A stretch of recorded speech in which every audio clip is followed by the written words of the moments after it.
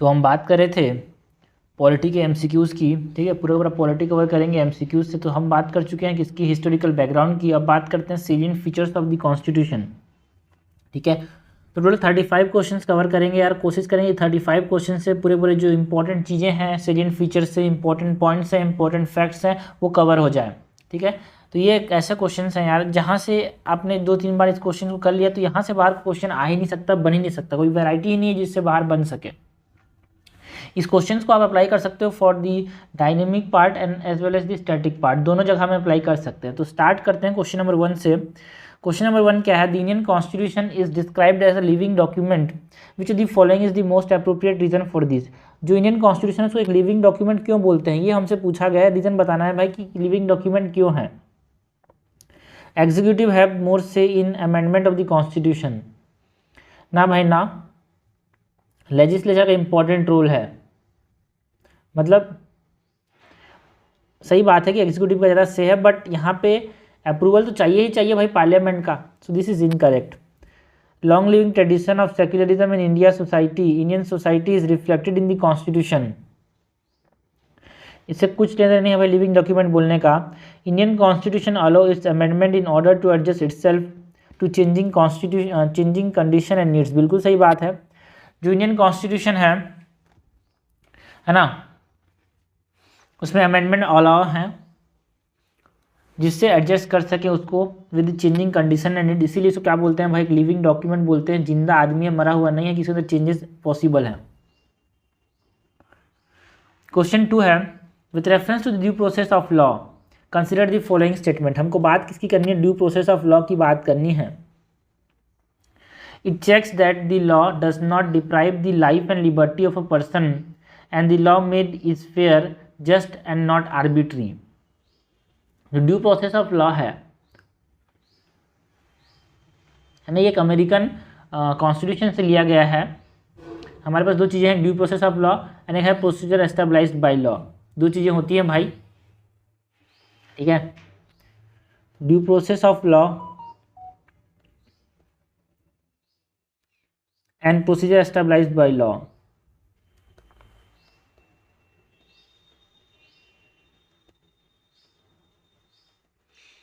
Due process of law and procedure established by law, ठीक है।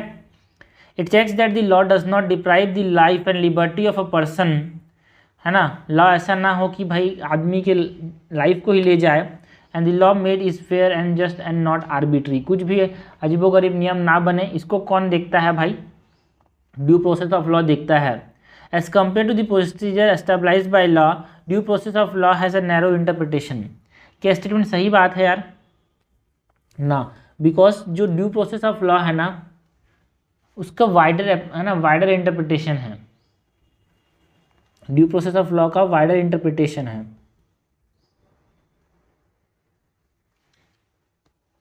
Correct हमसे पूछा गया है तो याद रखना भाई, है ना। ऐसे याद रखना, जो बड़ा है ना वो उतना बड़ा नहीं है, बिकॉज इसका नाम बड़ा है, प्रोसीजर एस्टेब्लिश वाला उतना बड़ा नहीं है ये। तो करेक्ट हमसे पूछा गया, कट जाएगा 1 ओनली। क्वेश्चन नंबर 3 है, with reference to the Indian constitution consider the following statement. हमको बात सी करनी है, इंडियन कॉन्स्टिट्यूशन की बात करनी है। The Indian constitution establish the complete separation of power between the legislature and executive. जो इंडियन कॉन्स्टिट्यूशन में कंप्लीट सेपरेशन है भाई लेजिस्लेचर एंड एग्जीक्यूटिव के बीच में, ना भाई ना, कंप्लीट सेपरेशन नहीं है। यहाँ पे हमारे पास एक कोऑपरेटिव रिलेशन है, दोनों साथ साथ काम करते हैं।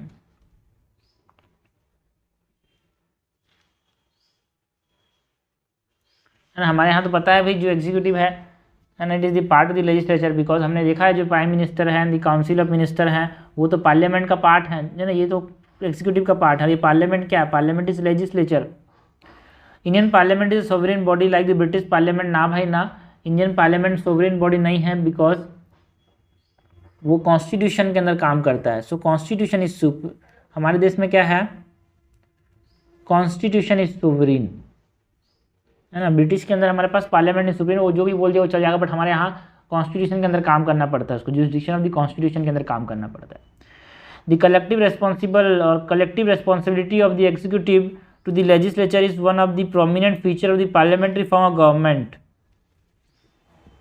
बिल्कुल सही बात है। हमारे यहाँ जो कलेक्टिव रिस्पॉन्सिबिलिटी देखने को मिलती है ना, आर्टिकल 75 के अंदर जो हमारे पास काउंसिल ऑफ मिनिस्टर्स होते हैं, they are collectively responsible to the Lok Sabha, याद रखना, not to the parliament. Council of minister is collectively responsible to the Lok Sabha, ठीक है।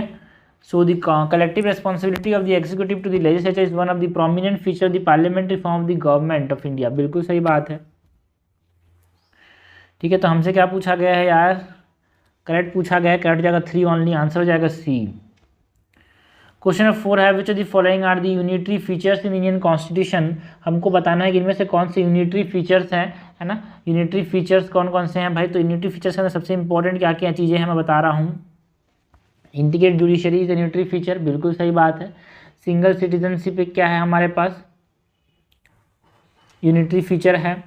सुप्रीमेसी ऑफ द कॉन्स्टिट्यूशन, ना भाई ना, सिंगल कॉन्स्टिट्यूशन, ठीक है। Supremacy is not a unitary feature, ठीक है।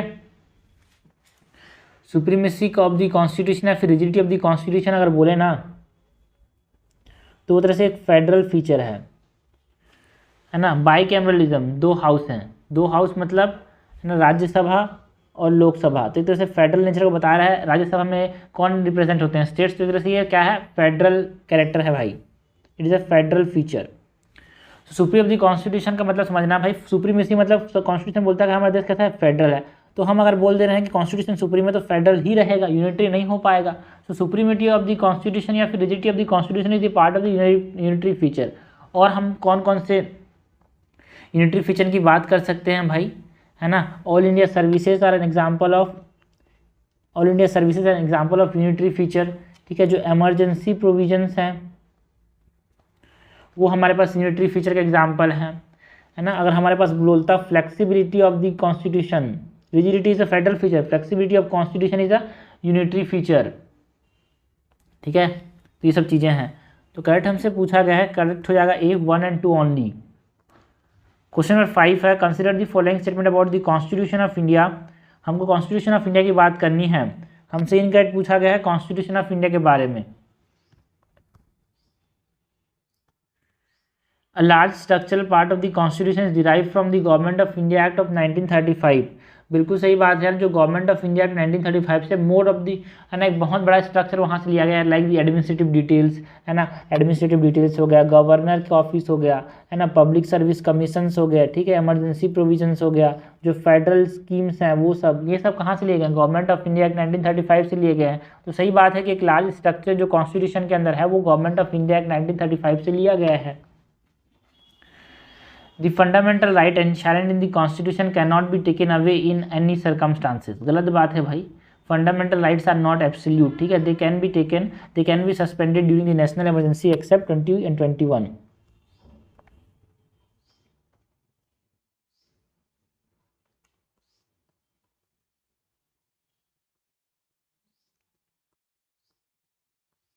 The constitution classifies the directive principles of state policy into socialist, Gandhian and liberal intellectual. क्या ये स्टेटमेंट सही बात है यार, गलत बात है। बिकॉज हमारे अंडरस्टैंडिंग के लिए हम इसको क्लासीफाई करते हैं, कॉन्स्टिट्यूशन ऐसा क्लासीफाई नहीं किया है यार, ठीक है। सो ये इनकरेक्ट है, हमसे इनकरेक्ट पूछा गया है। इनकरेक्ट हो जाएगा 2 और 3, आंसर हो जाएगा बी। 5 का आंसर क्या जाएगा, बी। आगे बढ़ते हैं, क्वेश्चन नंबर 6 देखते हैं। क्वेश्चन नंबर 6 क्या है, which of the following are salient features of Indian constitution. Indian constitution के कुछ सेलिएंट फीचर्स की बात करनी है। कि हमारे अंदर डुअल सिटीजनशिप का कॉन्सेप्ट है भाई, ना, हमारे अंदर सिंगल सिटीजनशिप का कॉन्सेप्ट है। और यहाँ पे मैंने एक क्वेश्चन में ना बताया था ना, यूनिटरी एंड फेडरल वाला, हाँ, single citizenship is what, it is a unitary feature. बिल्कुल सही बात है, हमारे यहाँ डुअल सिटीजनशिप का कॉन्सेप्ट नहीं है, हमारे यहाँ सिंगल सिटीजनशिप का कॉन्सेप्ट है। जो डुअल सिटीजनशिप का कॉन्सेप्ट है ना वो अमेरिका के अंदर है। 2 टायर गवर्नमेंट, हमारे यहाँ 2 टायर गवर्नमेंट है क्या, नो, हमारे यहाँ 3 टायर गवर्नमेंट है यार, है ना। सेंट्रल लेवल पे, स्टेट लेवल पे एंड पंचायती राज इंस्टीट्यूशन या फिर म्यूनसिपालिटीज़, है ना। 73rd कॉन्स्टिट्यूशनल अमेंडमेंट से आया पंचायत एंड 74th से आया municipalities. Drawn from various sources, बच्चे को पता है भाई डिफरेंट सोर्सेज से लिए गए हैं, है ना। जैसे कि हमने देखा था जो ड्यू प्रोसेस ऑफ लॉ है वो कहाँ से लिया गया था, हमने क्वेश्चन में बात की थी ना ड्यू प्रोसेस ऑफ लॉ की, प्रोसीजर एस्टेब्लाइज बाय लॉ की। तो जो प्रोसीजर एस्टेब्लाइज बाय लॉ है ये हमने जापान से लिया है।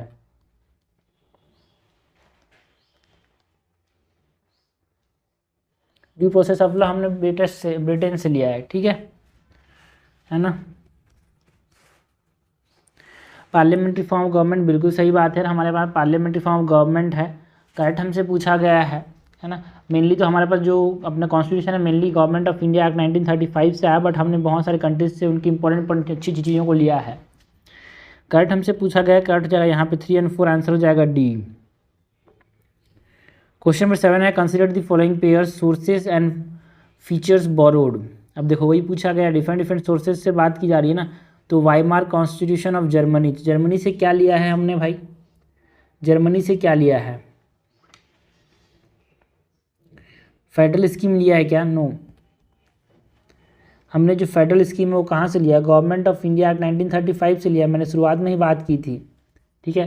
तो जर्मनी से क्या लिया है, जर्मनी से हमने क्या लिया है, suspension of fundamental rights during emergency, suspension of fundamental rights during emergency. Australian constitution से बिल्कुल सही बात है, कंकरेंट लिस्ट लिया है हमने। साउथ अफ्रीका के कॉन्स्टिट्यूशन से election of the member of the Rajya Sabha, ये भी हमने साउथ अफ्रीका कॉन्स्टिट्यूशन से लिया है। यूएस कॉन्स्टिट्यूशन से हमने advisory jurisdiction of the supreme court लिया है भाई, हाँ ना। जो एडवाइजरी जुरिडिक्शन है वो हमने कहाँ से लिया, कनाडा से लिया है, कनाडा कॉन्स्टिट्यूशन, ठीक है। यूएस कॉन्स्टिट्यूशन से क्या लिया है फिर हमने, ठीक है। तो यूएस कॉन्स्टिट्यूशन में बहुत सारी चीज़ें ली जाए, जुडिशियल रिव्यू इंपॉर्टेंट है, जुडिशियल रिव्यू लिया हमने, फंडामेंटल राइट्स लिए हैं, है ना। हमने इंडिपेंडेंस ऑफ जुडिशरी लिया है, और क्या लिया भाई, पोस्ट ऑफ वाइस प्रेसिडेंट लिया है ना। और removal of the supreme court and high court जज, इम्पीचमेंट ऑफ प्रेसिडेंट,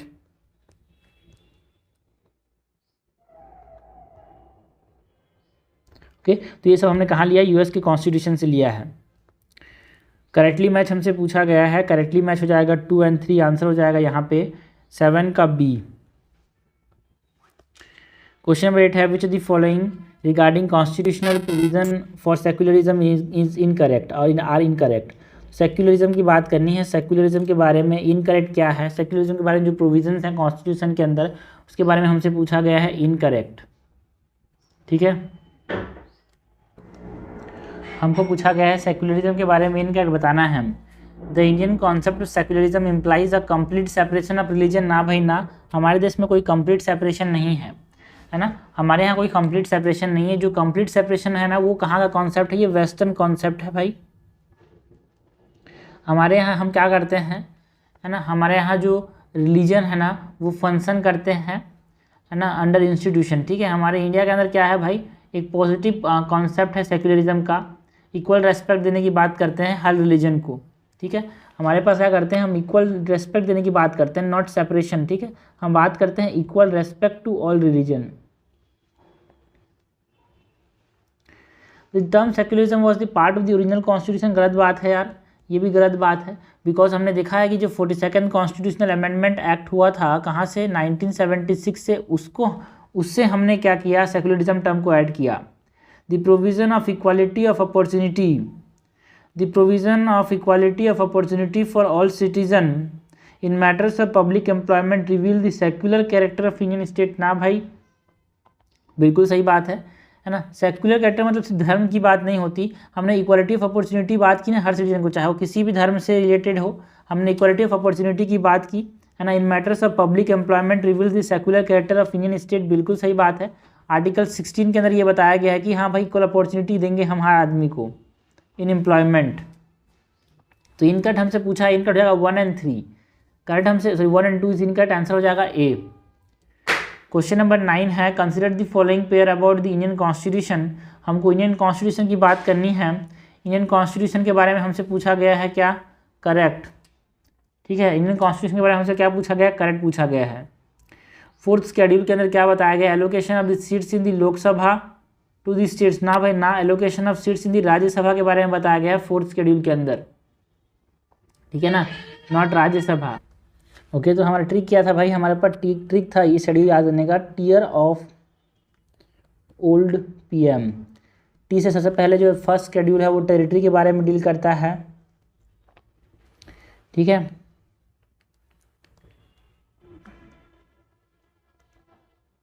ई जो है हमारे पास सेकेंड शेड्यूल है वो इमोल्यूमेंट की बात करता है। थर्ड शेड्यूल जो है वो एफर्मेशन की बात करता है। एंड फोर्थ शेड्यूल जो है राज्यसभा के अंदर सीट्स की बात करता है। उसके बाद ऑफ का जो ओ है यहाँ पे अदर शेड्यूल एरियाज की बात करता है। एफ से हमारे पास टीयर्स है ना, सॉरी यहाँ पे टीयर्स है ना, टीयर्स में एस जो है वो शेड्यूल एरियाज की बात करते हैं। शेड्यूल एरियाज में हमारे पास 6 शेड्यूल आता है। अदर शेड्यूल एरियाज मतलब असम, अदर शेड्यूल एरियाज मतलब असम, त्रिपुरा, मेघालय एंड मिजोरम की बात करते हैं ये। एंड एफ से हमारे पास क्या, फेडरल नेचर, 7th नंबर का फेडरल स्ट्रक्चर 7th शेड्यूल है ना, currently state list and central list की बात करते हैं। उसके बाद 8th शेड्यूल में हमारे पास ऑफिशियल लैंग्वेज की बात होती है ना। एल से हमारे पास क्या हो जाएगा, 9th शेड्यूल में हमारे पास लैंड रिफॉर्म्स की बात होती है ना। डी से डिफेक्शन की बात होती है 10th शेड्यूल। पी से पंचायत, एम से म्यूनसिपालिटीज़। तो ये हमारे पास ट्रिक हो गया यानी याद करने का शेड्यूल। तो हमारे पास 4th शेड्यूल के अंदर राज्यसभा की बात हो रही है, allocation of the seats in the Rajya Sabha not Lok Sabha. 3rd schedule के अंदर हमारे पास किसकी बात हो रही है, 3rd शेड्यूल में अफर्मेशन की बात हो रही है, बिल्कुल सही बात है, ओथ्स एंड अफर्मेशन की। इस शेड्यूल के अंदर हमने देखा किसकी बात हो रही है भाई, लैंग्वेजेस की बात हो रही है, ऑफिशियल लैंग्वेजेस की बात हो रही है। 9th शेड्यूल के अंदर disqualification of the member of the parliament की बात हो रही है क्या, ना। 9th शेड्यूल के अंदर हमारे पास लैंड रिफॉर्म्स की बात हो रही है, यहाँ पे 9th शेड्यूल के अंदर एंटी डिफेक्शन की बात नहीं होती भाई, ठीक है। एंटी डिफेक्शन की बात है 10th शेड्यूल में होती है। सो दिस इज इनकरेक्ट, हमसे करेक्ट पूछा गया है, करेक्ट जगह बी 2 and 3 ओनली, ठीक है। 9th का बी हो जाएगा। 10th नंबर क्वेश्चन है, विच the following statement is most appropriate regarding the constitution of India.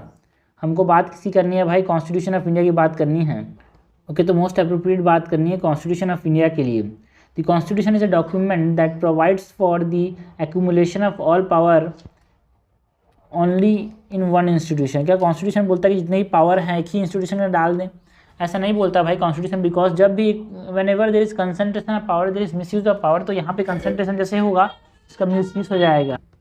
Second है, enjoyment of fundamental rights is not subjected to the fulfilment of the duties in India. मतलब जो आदमी fundamental right को enjoy कर रहा है, ऐसा नहीं है कि जब ड्यूटी फुलफिल करेगा तभी इसको मिलेगा। So it is not fulfilment, okay, it is not subject to fulfilment of fundamental duties. जो फंडामेंटल ड्यूटीज़ को फुलफिल नहीं कर रहा है उसको ऐसा नहीं कि फंडामेंटल राइट नहीं मिलेगा। सो दिस इज़ करेक्ट यार। Free and fair election provide for unprecedented and direct role of the citizen in policy making and its administration. क्या स्टेटमेंट सही है? जो conduction of free and fair election है ना, ठीक है, तो देखो free and fair election provide for the unprecedented and direct role of the citizen in policy making, सही बात तो है, बट ऐसा नहीं कि हर चीज़ में डायरेक्ट इलेक्शन हो रहे हैं यार, कुछ कुछ जगह में इनडायरेक्ट इलेक्शन भी हो रहे हैं। हैंस जो डे टू डे एक्टिविटीज़ हो रही है ना भाई, वो एडमिनिस्ट्रेशन से तो हो रही है, इलेक्टेड रिप्रेजेंटेटिव्स ले रहे हैं, बट हमारे पास कुछ जगह इनडायरेक्ट इलेक्शंस भी हैं। रिमूवल ऑफ द जज bye the parliament fixes judicial accountability to the parliament. Removal of the जज bye the parliament fixes judicial accountability to the parliament. क्या स्टेटमेंट सही है? गलत है भाई, बिकॉज देखो जज जो है उनको रिमूव कौन कर सकता है? पार्लियामेंट कर सकता है। कौन कारण क्या था? Misbehaviour, proven misbehaviour and incapacity, ठीक है, स्पेशल मेजोरिटी से। क्या लिखा है फिर? रिमूवल जजेस by the parliament fixes judicial accountability to the parliament. ना भाई ना, है ना, जुडिशियल अकाउंटेबिलिटी पार्लियामेंट के लिए नहीं होता यहाँ पे, है ना। जो इंडिपेंडेंस ऑफ जुडिशरी होता है ना, इससे क्या होता है, तरह से इंडिपेंडेंस होता है जुडिशरी के लिए, and they are not accountable to the parliament but to the constitution itself, है ना। ये कॉन्स्टिट्यूशन के लिए हमारे पास क्या होते हैं? अकाउंटेबल होते हैं, नॉट टू द पार्लियामेंट, ठीक है। रिमूव करता है पार्लियामेंट बोल रहा है, तो इसीलिए क्या जुडिशरी पार्लियामेंट के लिए रिस्पॉन्सिबल है? पार्लियामेंट को जुडी अकाउंटेबिलिटी है? ना भाई ना, judiciary is accountable to the constitution. Question number 11 है, consider the following statement about the features of Indian constitution. हमको कुछ फीचर्स की बात करनी है भाई, इंडियन कॉन्स्टिट्यूशन के फीचर्स की बात करनी है। स्टेटमेंट नंबर 1 है the constitution contain the fundamental principles of governance and also detail administrative provisions to administer the nation. बिल्कुल सही बात है, गवर्नेंस कैसे करना है, एडमिनिस्टर कैसे करना है, ये सब चीज़ के बारे में डिटेल में बताया गया है कॉन्स्टिट्यूशन के अंदर यार। The political part of the constitution has been largely drawn from the Canadian constitution. क्या ये स्टेटमेंट सही है भाई ना? जो मेनली जो पॉलिटिकल पार्ट है, मतलब जो relation between the executive legislature, ये सब चीज़ें जो है ना, वो हमने जनरली कॉलोनियल टाइम से कहाँ से बोरो किया, ब्रिटिश कॉन्स्टिट्यूशन से बोरो किया, not from the Canadian constitution. The Indian, क्योंकि हम वही देश ने, उसी ने, अंग्रेजों ने हमको चलाया है, तो हमको तभी चल पाएंगे जब उन्हीं का थोड़ा मोड़ा स्टार्ट इस्तेमाल करेंगे। तो मेजोरिटी जो पॉलिटिकल पार्ट है, parliamentary form of the government, majority of the part is taken from the British government, British constitution.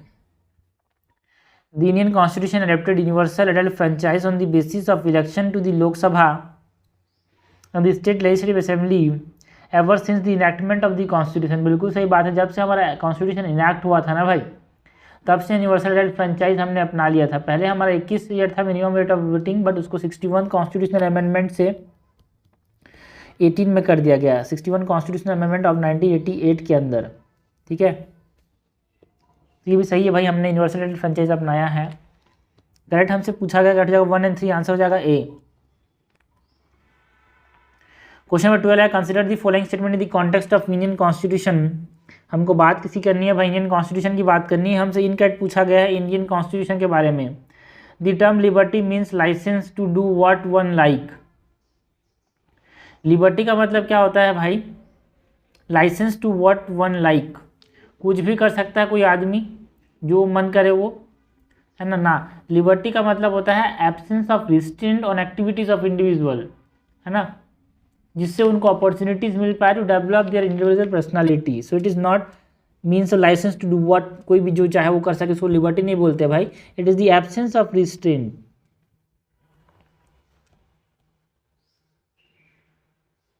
Okay, ठीक है। The term equality means the absence of special privileges to any section of the society। Equality का मतलब है हमारे पास किसी भी section के लिए स्पेशल प्रिविलेज का एब्सेंस होना। बिल्कुल सही बात है।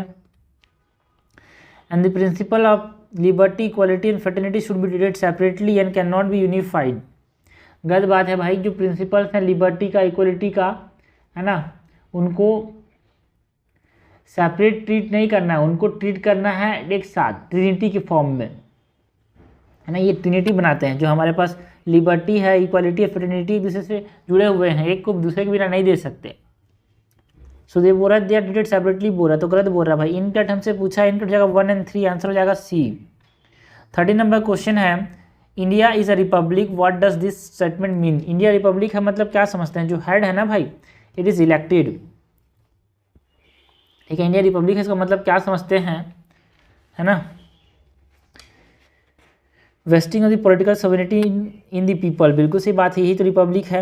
Absence of any privilege class, ये भी सही है। रिपब्लिक का मतलब India can either require a foreign territory, देखो भाई, है ना, either require a foreign territory, जो ये मतलब है ये सोवरिन का मतलब है, नॉट रिपब्लिक। रिपब्लिक का मतलब हमारे पास जो पॉलिटिकल सोवरेनिटी है हमारे पीपल्स के अंदर है, हमारे पास किसी स्पेशल प्रिविलेज नहीं है किसी भी क्लास के लिए। तो ये 10 मेन तो ये भी होता, अगर यहाँ पे बोलता ना हेड इज रिपब्लिक इलेक्टेड, है ना, तो और भी कुछ कुछ मीनिंग्स हैं इसके।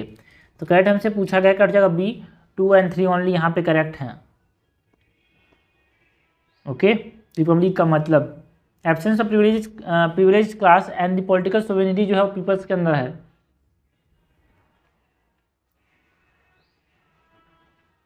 क्वेश्चन नंबर 14 है consider the following statement with respect to judiciary. हमको जुडिशियरी की बात करनी है।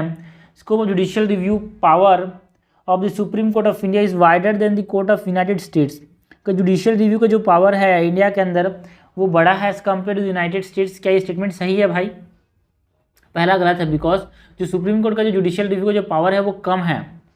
इंडिया का जुडिशियल रिव्यू का जो पावर है, इंडिया का सुप्रीम कोर्ट का जो जुडिशियल रिव्यू का जो पावर है वो क्या है? कम है as compare to US supreme court judicial review का पावर। बिकॉज हमारे पास जो है ना procedure establish by law India के अंदर है, but due process of law, हमने देखा था ड्यू प्रोसेस ऑफ लॉ कहाँ पे है, यूएस के अंदर, and procedure established by law, ये हमने देखा कहाँ पे, इंडिया के अंदर। ड्यू प्रोसेस ऑफ लॉ का क्या है, एक वाइडर, हमारे पास शुरुआत में ही देखा था वाइडर है ना, इंटरप्रिटेशन होता है। तो this is incorrect because judicial review of power है इंडिया का वो नैरोअर है भाई, बिकॉज वो इंडिया के अंदर हमारे पास सिर्फ कॉन्स्टिट्यूशनल मैटर्स को ही जुडिशियल रिव्यू कर सकते हैं, बट यूएस के अंदर कोई भी लीगल मैटर, कोई भी लॉ बना रहा है ना पार्लियामेंट, उसको भी वो देख सकता है। तो legal law plus constitutional matter को तो यूएस वाला देख ही सकता है। American constitution provide for due process of law against the procedure established by law in India, बिल्कुल सही बात है, ड्यू प्रोसेस ऑफ लॉ की बात करते हैं वो। Okay, both India and USA constitution provide for single system of court which enforce both central and state law. ना भाई ना, यूएस के अंदर हमारे पास क्या देखने को मिलता है ना, यूएस के अंदर हमारे पास क्या है, फेडरल कोर्ट है जो कि फेडरल मैटर को देखेगा है ना, और स्टेट के लिए हमारे पास स्टेट जुडिशरी है। इंडिया के अंदर हमारे पास तीनों क्या है, एक दूसरे से रिलेटेड है, हमारे पास सुप्रीम कोर्ट है, फिर हाई कोर्ट है ना, supreme court at the top, फिर उसके नीचे स्टेट के लेवल पे हाई कोर्ट, और उसके नीचे में सब ऑर्डिनेट कोर्ट, डिस्ट्रिक्ट के अंदर एंड लोअर कोर्ट्स हैं, है ना। हमारे पास अलग अलग नहीं है कि हमारे पास सेंट्रल एंड स्टेट लॉ को अलग अलग देखेंगे, पर यूएसए के अंदर है ये, ठीक है। सो थर्ड इज इनकरेक्ट, हमसे इनकरेक्ट पूछा गया है, इनकरेक्ट जाएगा 1 और 3, आंसर हो जाएगा डी। क्वेश्चन नंबर 15 है, कंसिडर द फॉलोइंग स्टेटमेंट, हमसे क्या पूछा गया है, करेक्ट पूछा गया है। Second schedule of India provides for emoluments, हमने देखा था ना भाई, टीयर्स ऑफ ओल्ड पीएम, तो सबसे पहले टेरिटरी, फिर एमोल्यूमेंट, फिर कहाँ गया, यहाँ पे तो बताया था मैंने, एफर्मेशंस, ठीक है। तो यहाँ पे सेकेंड शेड्यूल के अंदर बोल रहा है कि second schedule deal with emolument, allowances and privilege of the prime minister, बिल्कुल सही बात है। Third schedule of the constitution deal with oaths and affirmations, बिल्कुल सही बात है। Fourth schedule of the Indian constitution is related to the allocation of seats in the Rajya Sabha to the states and union territories, बिल्कुल सही बात है, correct हमसे पूछा गया है। अच्छा, allocation of seats, okay, allocation of seats in the Rajya Sabha only, not union territories भाई, ठीक है। जो एलोकेशन ऑफ सीट्स है ना, यूनियन टेरिटरीज की बात यहाँ पे की जाती है क्या, हाँ बिल्कुल की जाती है। थर्ड शेड्यूल जो है, oaths and affirmation of the president of India, क्या स्टेटमेंट सही बात है यार, ओथ्स एंड अफर्मेशन की बात की जाती है, बट यहाँ पे प्रेसिडेंट के अंदर इंक्लूडेड नहीं है भाई। ओथ्स एंड अफर्मेशन की बात तो की जाती है, बट यहाँ पे oaths and affirmation of what, जो यूनियन एंड स्टेट मिनिस्टर्स हैं उनकी बात की जाती है, ठीक है। लेजिस्लेचर में जो मेंबर्स हैं, जज ऑफ द सुप्रीम कोर्ट है, कंप्ट्रोलर जनरल है, उसके बारे में है, कोई भी मेंशन नहीं है भाई प्रेसिडेंट और गवर्नर का थर्ड शेड्यूल के अंदर। तो इंपॉर्टेंट चीज़ कि हमको दिमाग में रखना है यार, प्रेसिडेंट या फिर गवर्नर का जो ओथ है ना, वो मेंशन नहीं है थर्ड शेड्यूल के अंदर, तो करेक्ट हमसे पूछा गया है। तो यहाँ पे जो अफर्मेशंस हैं उसको आप दिमाग में रखना कि यहाँ पे अफर्मेशन में प्रेसिडेंट का अफर्मेशन नहीं आता, गवर्नर का अफर्मेशन नहीं आता, करेक्ट हमसे पूछा गया है, करेक्ट हो जाएगा यहाँ पे सेकंड इज इनकरेक्ट, कट जाएगा बी 1 और 3 ओनली। तो ये सब चीज़ें जो कि बुक में पढ़ते पढ़ते मिस हो जाती हैं, बट हम उसको कवर कर रहे हैं यहाँ पे। क्वेश्चन नंबर 16 है, consider the following statement, combination of social and political justice is known as distributive justice, जो सोशल एंड पॉलिटिकल जस्टिस है दोनों का कॉम्बिनेशन को हम क्या बोलते हैं, डिस्ट्रीब्यूटिव जस्टिस बोलते हैं क्या, नो। जो कॉम्बिनेशन है सोशल एंड इकोनॉमिक जस्टिस का, उसको हम क्या बोलते हैं, सोशल एंड इकोनॉमिक जस्टिस का जो कॉम्बिनेशन है उसको हम डिस्ट्रीब्यूटिव जस्टिस बोलते हैं, नॉट सोशल एंड पॉलिटिकल, ठीक है। एससी से याद रखना, एससी से। The ideal of justice that is social, political and economic Indian constitution has been taken from the French revolution, कि जो जस्टिस का जो कॉन्सेप्ट है हमने फ्रेंच रिवॉल्यूशन से लिया है, ना भाई ना, जो हमारे पास political social and economic justice का जो कॉन्सेप्ट है वो हमने रशियन रिवॉल्यूशन से लिया है, नॉट फ्रॉम फ्रेंच रिवॉल्यूशन, ठीक है। जो लिबर्टी का जो कॉन्सेप्ट है ना, लिबर्टी, इक्वालिटी, जो ट्रिनिटी अभी हमने देखा, एंड फ्रेटर्निटी, इसको हमने कहाँ से लिया है, फ्रेंच रिवॉल्यूशन से लिया है, ठीक है। This is incorrect, this is दोनों इनकरेक्ट है, करेक्ट हमसे पूछा गया है, करेक्ट कोई सा भी नहीं है, neither 1 not 2 is correct. Question number 17 है, with reference to judicial activism, हमको बात किसकी करनी है यार, जुडिशियल एक्टिविज्म की बात करनी है। Consider the following statement, judicial review which of the above provisions promote judiciary to take proactive role to follow judicial activism, judicial activism follow करने के लिए क्या क्या रोल, कौन कौन बोलता है जुडिशरी को कि वो जुडिशियल एक्टिविज्म का रोल प्ले करे, कौन कौन से जुडिशियल रिव्यू के अंदर ये बात की जाती है कि वो जुडिशियल एक्टिविज्म करे भाई, मतलब जुडिशरी इन्वॉल्व है चीज़ों पे, उसको क्या बोल रहे हैं जुडिशियल एक्टिविज्म। जुडिशियल रिव्यू एक प्रकार से उसको एक प्रोएक्टिव रोल प्रोवाइड करती है कि वो क्या करे, जुडिशियल एक्टिविज्म करे। आर्टिकल 13, 32 एंड 224 जो है वो यहाँ पे जिसको जुडिशियल एक्टिविज्म का एक पावर देता है, ऐसा लगेगा, but it is not 224, it is 226, because 226 के अंदर हमारे पास क्या मेंशन है भाई, रिट्स के बारे में बताया गया है, writs of the supreme court and high court. ठीक है, आर्टिकल 32 सबको बताया भाई, talks about what, writs. Article 13 जो है वो ऐसे लॉ की बात करता है ना, लॉज की बात करता है जो कि है that is inconsistent with the fundamental rights, laws that is inconsistent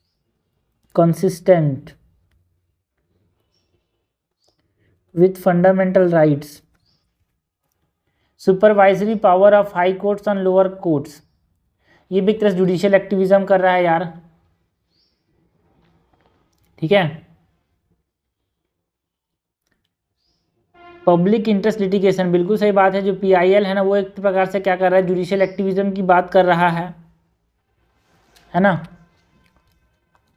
तो हमारे पास करेक्ट क्या हो जाएगा, C 1, 3 एंड 4 इज करेक्ट। ये इसको प्रोवाइड कर रहा है एक प्रोएक्टिव रोल, ये सब चीज़ें इसको प्रोवाइड कर रही है एक प्रोएक्टिव रोल, जिससे वो जुडिशियल एक्टिविज्म कर रहा है, बीच में घुस जा रहा है मैटर्स में, दूसरे के मैटर्स में, है ना, जस्टिस प्रोवाइड करने के लिए, इक्वल राइट्स प्रोवाइड करने के लिए।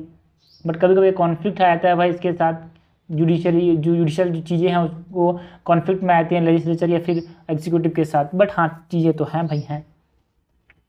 क्वेश्चन नंबर 3 है, consider the following pair of articles of the constitution and reflection of the salient features of the constitution. हमको बात किसकी करनी है, consider the following pair of the articles and उसमें किस सेलिएंट फीचर्स के बारे में बताया गया है हमको बताना है, मैच करना है, सही बताया है कि गलत बताया ये हमको बताना है, करेक्टली मैच हमसे पूछा गया है। आर्टिकल 9 जो है क्या वो सिंगल सिटीजनशिप की बात करता है भाई, आर्टिकल 9 क्या ये स्टेटमेंट सही है, हाँ भाई बिल्कुल सही बात है, आर्टिकल 9 जो है वो सिंगल सिटीजनशिप की बात करता है ना, जो पर्सन वॉलेंटरली एक्वायर करता है citizen of a foreign state, है ना, वो सिटीजन नहीं होंगे, ठीक है।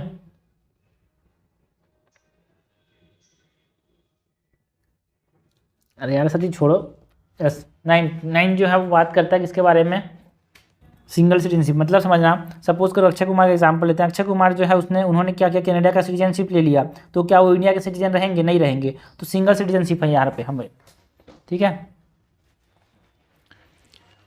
आर्टिकल 27 सेक्युलर स्टेट के बारे में बात करता है, क्या आर्टिकल 27 बिल्कुल सही बात है, बिकॉज आर्टिकल 27 बात करता है freedom as to the payment of taxes for promotion of any particular reason, किसी भी आदमी के पास ये अधिकार है कि वो टैक्स दे, किस लिए, किसी भी रिलीजन को प्रमोट करने के लिए,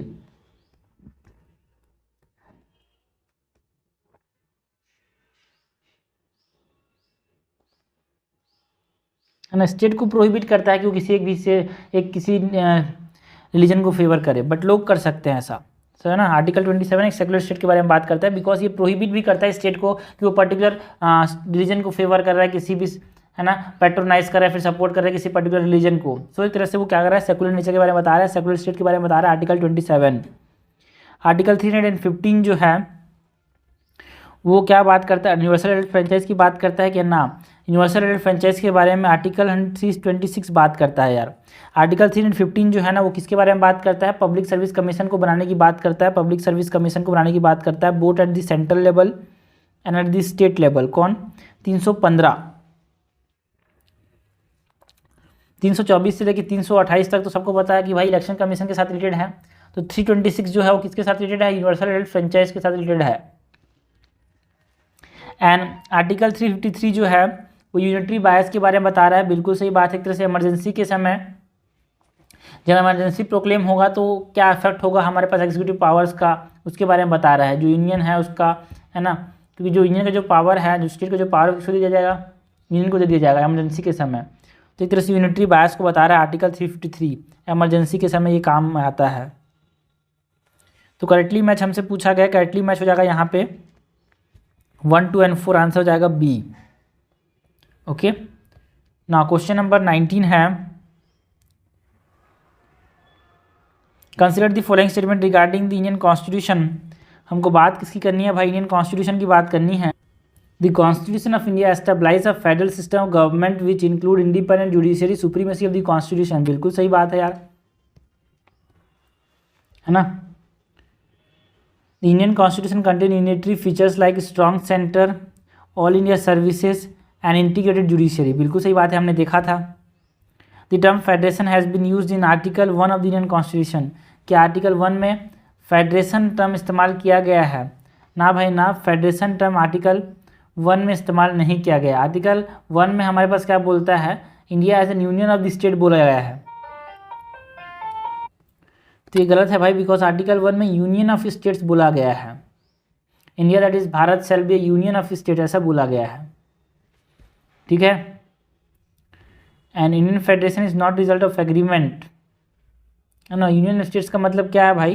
कि जो इंडिया है it is not result of agreement between the state, है ना। और किसी भी स्टेट के पास ये अधिकार नहीं है कि वो भारत से अलग, जैसे छत्तीसगढ़ ये नहीं कर सकता कि मैं भारत से अलग जाऊँगा।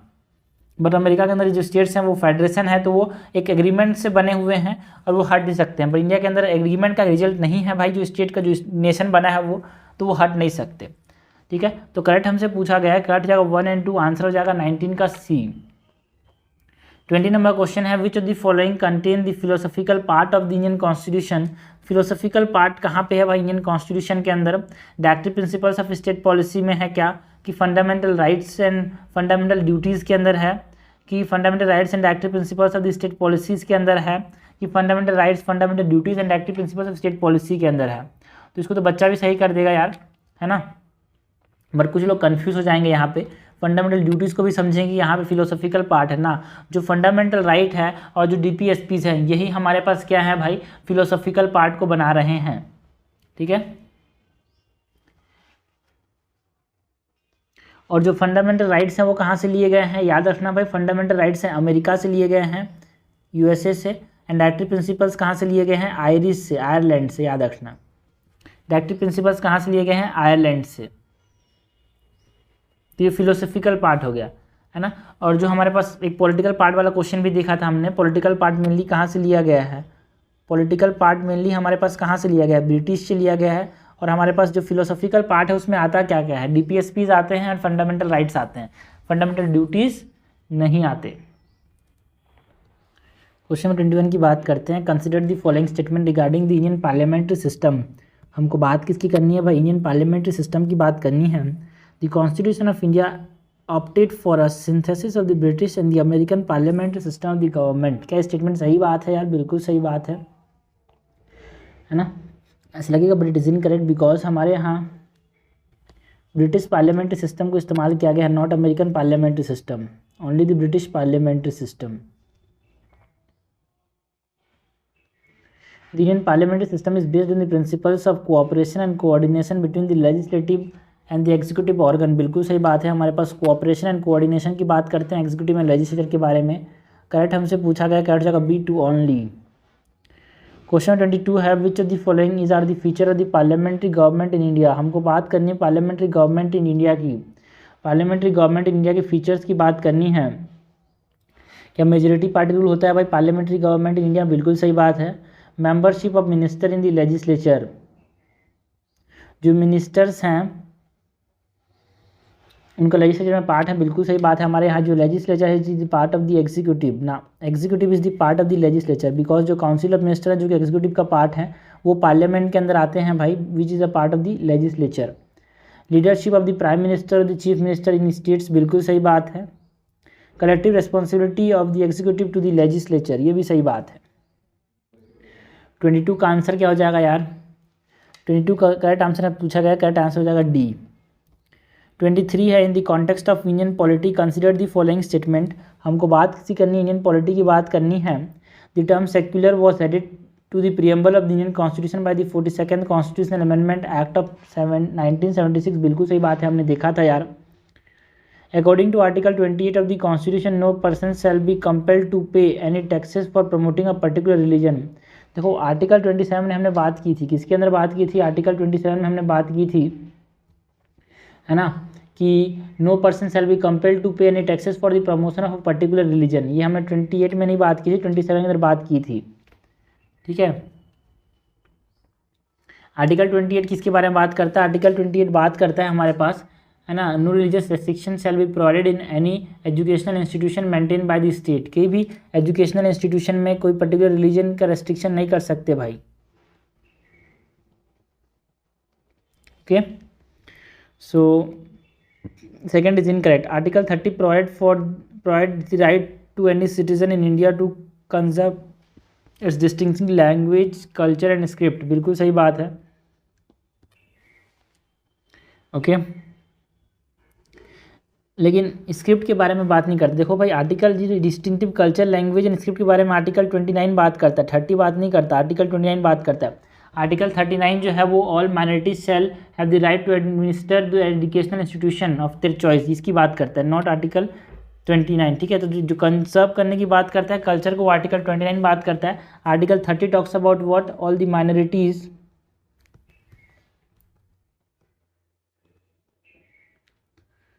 have the right to administer educational institution।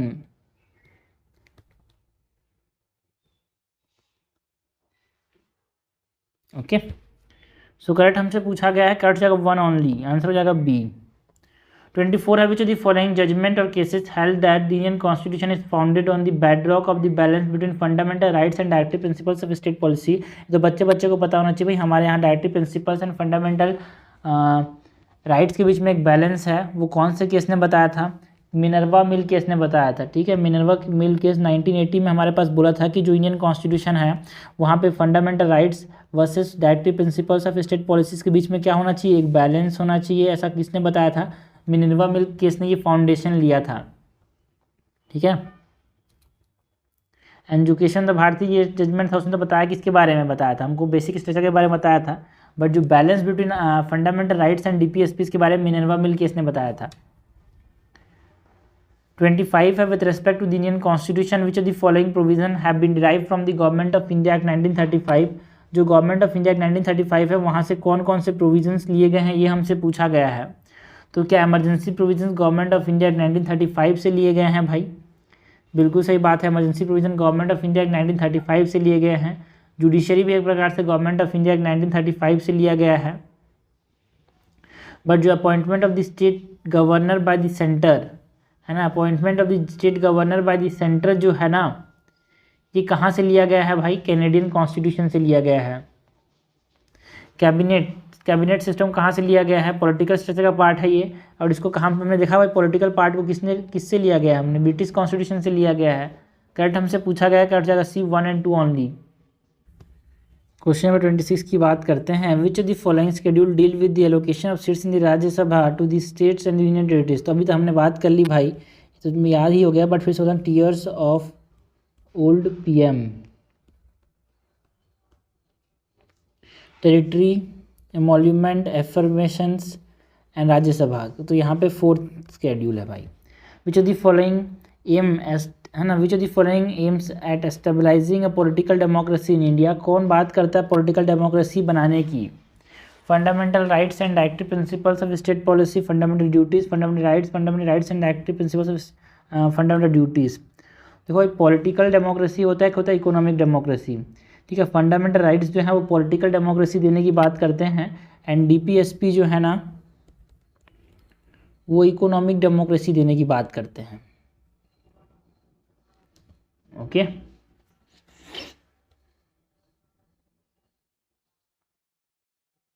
और याद रखना फंडामेंटल राइट्स आर जस्टिफाइबल, मतलब आप कोर्ट की तरफ जा सकते हो अगर ये वायलेट होते हैं तो। क्वेश्चन नंबर 28 है with reference to the Indian polity consider the following statement. हमको इंडियन पॉलिटी की बात करनी है। The parliamentary system of India is largely based on the British parliamentary system. बिल्कुल सही बात है, अभी तक हमने पता कर लिया है भाई कि हमारा जो पॉलिटिकल पार्ट है वो पूरा का पूरा कहाँ से लिया गया है? ब्रिटिश पार्लियामेंट से लिया गया है, पूरा का पूरा नहीं बट मैक्सिमम पार्ट। ठीक है, तो DPSP social and economic democracy देते हैं भाई, बस इकोनॉमिक नहीं है, social and economic democracy. The parliamentary system of India is based on the doctrine of sovereignty of the parliament. हमारे यहाँ पार्लियामेंट जो है सोवरेन नहीं है भाई, हमारे यहाँ कॉन्स्टिट्यूशन सोवरेन है। ब्रिटेन के अंदर पार्लियामेंट सोवरेन है, हमारे यहाँ कॉन्स्टिट्यूशन सोवरेन है। ठीक है, in India the head of the state is elected while in Britain the head of the state is monarchical. बिल्कुल सही बात है। हमारे यहाँ जो हेड ऑफ द स्टेट है वो प्रेसिडेंट है, और वहाँ पे है जो क्वीन या फिर किंग है ना, वो हमारे पास हेड ऑफ द स्टेट है, जो कि मोनार्किकल है। यहाँ पे हमारे यहाँ प्रेसिडेंट है जो कि इलेक्टेड है। हाँ, अलग बात है कि इनडायरेक्ट इलेक्शन होता है, बट हाँ इलेक्टेड है। करेक्ट हमसे पूछा गया है, करेक्ट हो जाएगा यहाँ पे 1 और 3, आंसर हो जाएगा ए। 29 नंबर क्वेश्चन है, consider the following statement, the Indian constitution establish and integrated as well as independent judicial system. बिल्कुल सही बात है, हमारे पास एक integrated and independent judiciary system है। तो इंटीग्रेटेड जुडिशियल सिस्टम में तो यूनिटरी नेचर को बता रहा है, और इंडिपेंडेंट तरह से फेडरल नेचर को बता रहा है।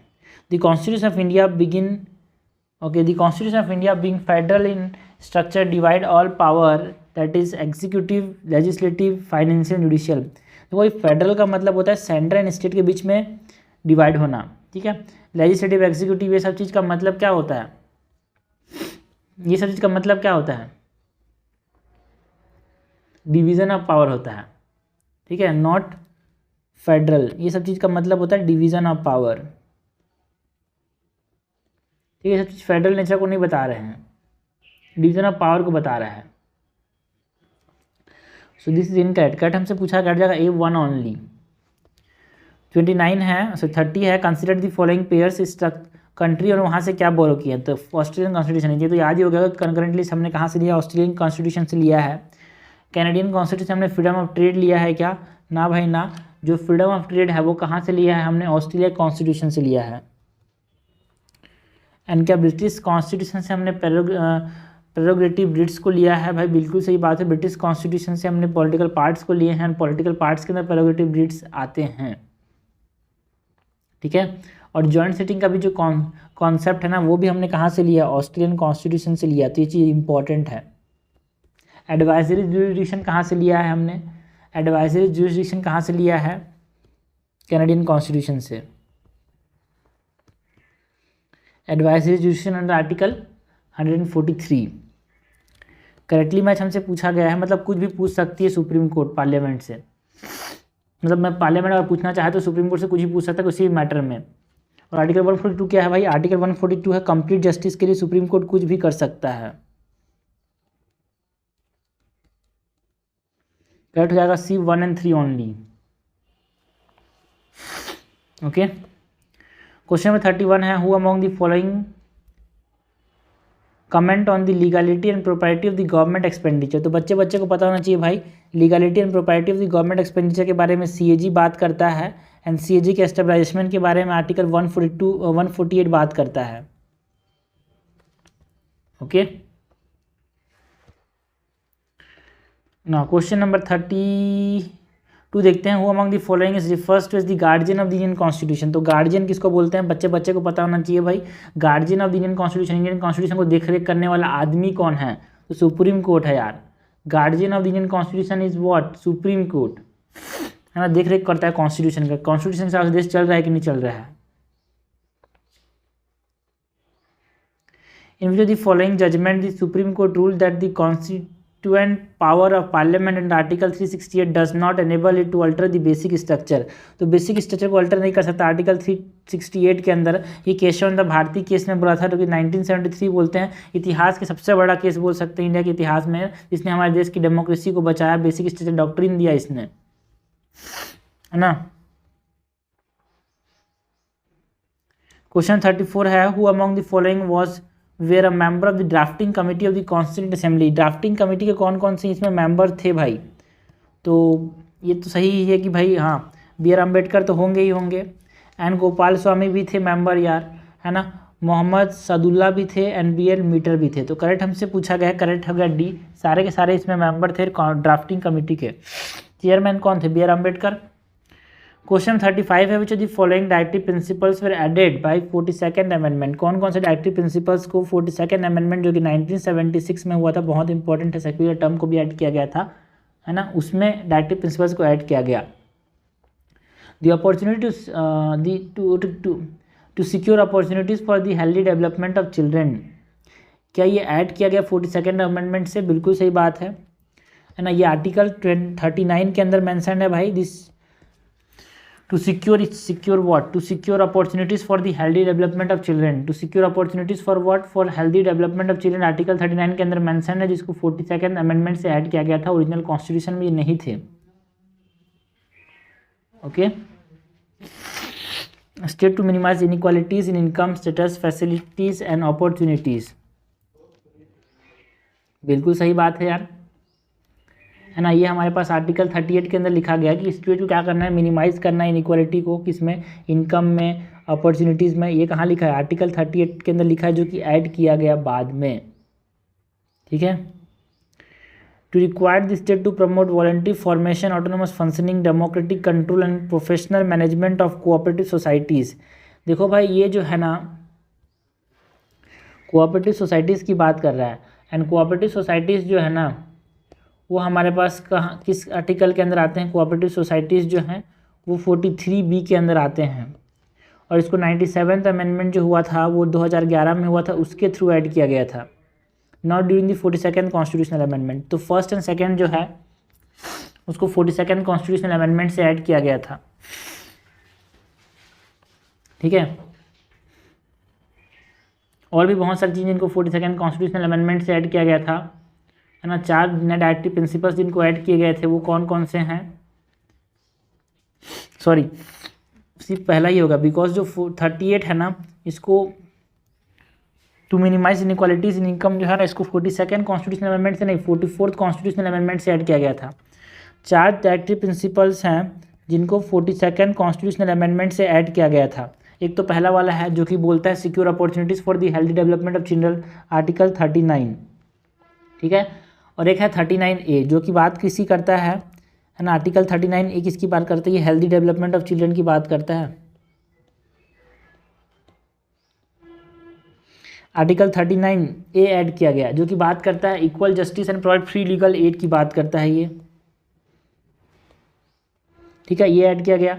और हमारे पास 43A ऐड किया गया जिसमें हमारे पास किसके बारे में बात की जाती है ना, आर्टिकल 43A में हमारे पास बात किया जाता है steps to secure participation of worker in the management of industry, worker को पार्टिसिपेट करना है in management of industries. And एक और आर्टिकल ऐड किया गया था हमारे पास, आर्टिकल नंबर 48A। 48A में हमारे बात करता है कि हमको क्या करना है, सेफ गार्ड करना है फॉरेस्ट को एंड वाइल्ड लाइफ को। ये हमारे पास किसके अंदर ऐड किया गया था भाई, 42nd कॉन्स्टिट्यूशनल अमेंडमेंट के अंदर ये 4 आर्टिकल ऐड किए गए थे, ठीक है। सो हमारे पास करेक्ट पूछा गया, करेक्ट जगह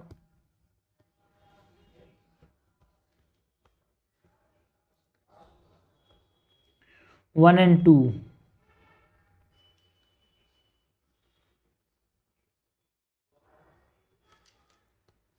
है ना। ये आंसर जो है यहाँ पे सिर्फ 1 ओनली होगा, सेकंड इज इनकरेक्ट ना, तो इसका आंसर क्या हो जाएगा 1 ओनली, जो कि इसमें है नहीं, तो ये 1 ओनली हो जाएगा, ठीक है। तो ये हमारे पास होता क्या है भाई, पूरे हमने क्वेश्चन देखे सीलियंट फीचर्स ऑफ इंडियन कॉन्स्टिट्यूशन से, है ना। इससे बाहर से कुछ चीज़ें नहीं आ सकती, हमने हर इंपॉर्टेंट चीज़ कवर कर दिया है जो कि आ सकता है, ठीक है।